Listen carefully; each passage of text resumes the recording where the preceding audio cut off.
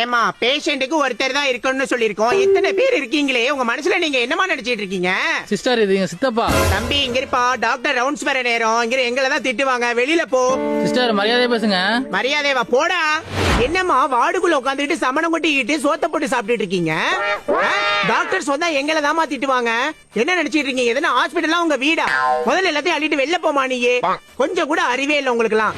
தம்பி பிரசவ வார்டுக்குள்ள ஆம்பளை உனக்குன்னே வேலை. இது என் பொண்டாட்டி மேடம். அதுக்கு என்ன அவார்டு கொடுப்போமா?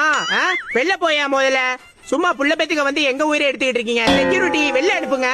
பேஷண்ட் சத்தியமூர்த்தி அட்டெண்டர் இருக்கீங்களா? சத்தியமூர்த்தி, சத்தியமூர்த்தி.